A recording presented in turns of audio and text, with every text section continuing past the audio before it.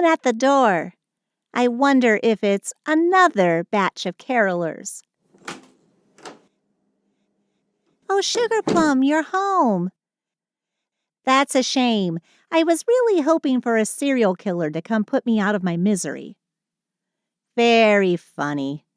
Now, if you need me, I'll be in the living room, attempting to fall so deeply into the couch that I suffocate. No, don't try it. The last thing I need is... It is so hard to brood when you're hugging me, sweetheart. Hey, I'm just being a little sulky. You don't need to break out the weapons-grade neck kisses. I just want this day to be over. As lovely as your affection is, it won't make Christmas go away any faster. Yeah, I'm still stuck in my annual Christmas funk. Which is a shame because I could totally go for some sledding or maybe a light garden, but they'd all be so festive.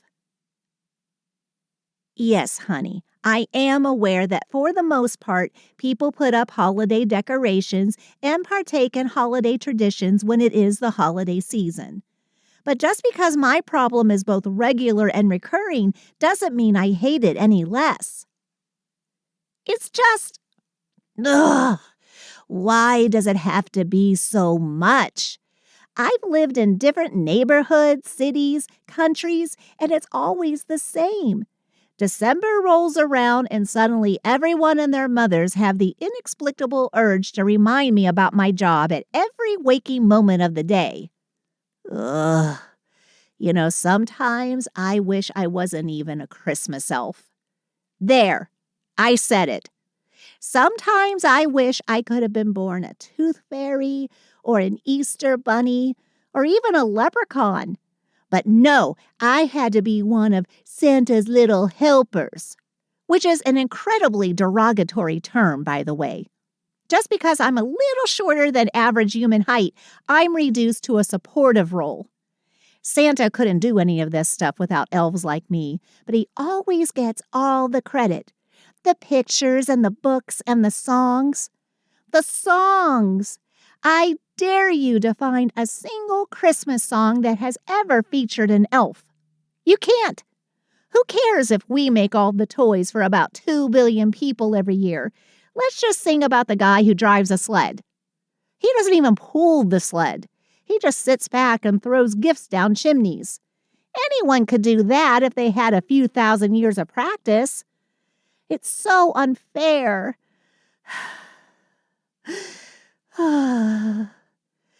Wow, I really went off the deep end there, didn't I?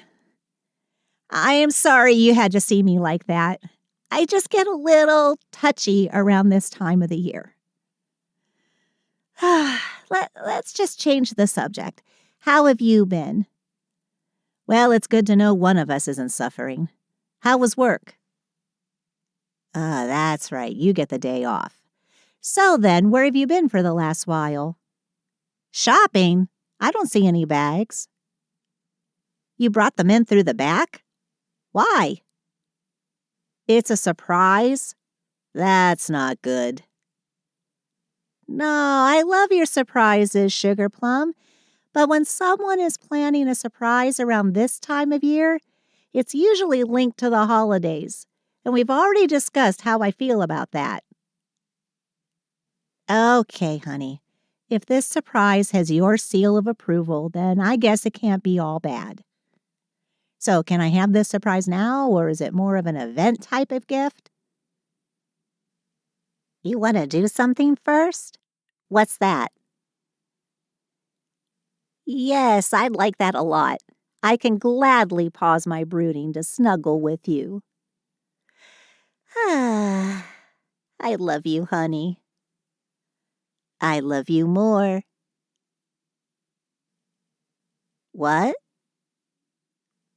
Wait, one more time? What did you just say?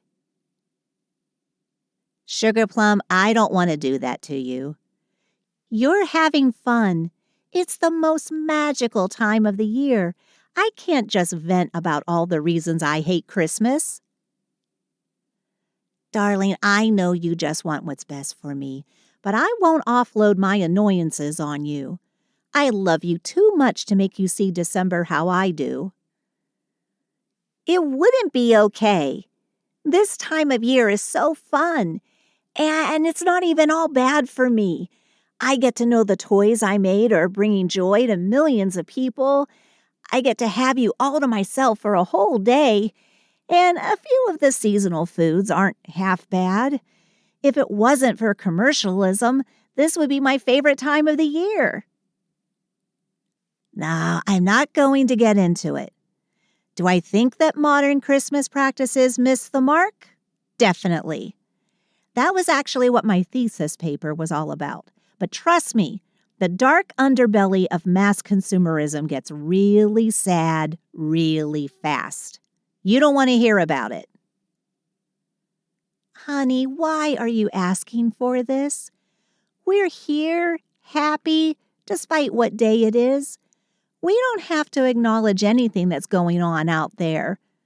Please, just let me bury my Christmas grievances until next year. You're really dug in on this one, aren't you? Fine, you win. I'll talk about it, but you have to promise that we'll go straight back to unfestive joy when I'm done. Deal? Okay, here we go. I'm a Christmas elf. I work for Santa, and I love my job so much. I'm spreading happiness. I've got flexible hours, and the pay is great. Plus, we elves are pretty efficient toy makers, and as I'm sure you're aware, the myths spread by every Christmas movie ever aren't true. We don't work up to the buzzer. I get all of December off, and usually quite a bit of November. Add in weekends and sick days, and it's a pretty nice schedule. The problem is, after I've been working for months to finish a given year's toy quota, I get to come home to human society. And then begins the oversaturation. Every store has candy canes and stockings. Every house has lights. Every song on the radio is themed. Everyone puts on their ugly sweaters. Every show has a special. Every product is red and white. Everything smells like peppermint and pine. Every car has reindeer horns and a stupid red nose. And everyone can't help but wish me Merry Christmas or Happy Hanukkah or Season's Greetings. And it gets really old really fast. But the worst part is that there is no worst part. There's no grave injustice. There's no painful undertone. Everyone is so happy. Everyone except me. So I have to sit there and pretend like I'm as glad as everyone else. I have to smile at every inflatable Rudolph and eat all the overpriced sugar candy and laugh along to the 1000th terrible joke because I don't want to ruin the magic for everyone else. And that, my darling snowflake, is why I hate this time of year. And now that you know that, I've ruined it for you too. I've gone and ruined the happiest time of the year for the person I care about most. How? As in, you don't already get it? Well then, allow me to outline exactly what I've done. I've opened your eyes. You now know definitively that my smiles and my laughs and all the words I give to everyone else are fake. You know that I hate being out and about with all the other happy people. And because you're such a sweet person, you'll no doubt try your best to make me happy. So you'll either have to rob yourself of Christmas joy so I don't have to suffer, or you'll keep doing your normal holiday rituals, and all the fun will be poisoned because you're too empathetic for your own good. So Merry Christmas, honey. I just gave you the gift of endless and unavoidable silent suffering. What? Oh, your gift? Yeah, sure. I suppose we could use something to pull us out of this little wallowing session. Where is it? The attic? Sure, let's go see it. I imagine you want to climb the ladder first. Then by all means. You know I love to be under you. Oh, it's not that kind of gift? Well, then why did you hide it up in the attic? I'll see. Well, now you've piqued my interest. I'm coming up. All right, let's see what is all this? You made a little anti-Mary shelter up here? Just for us?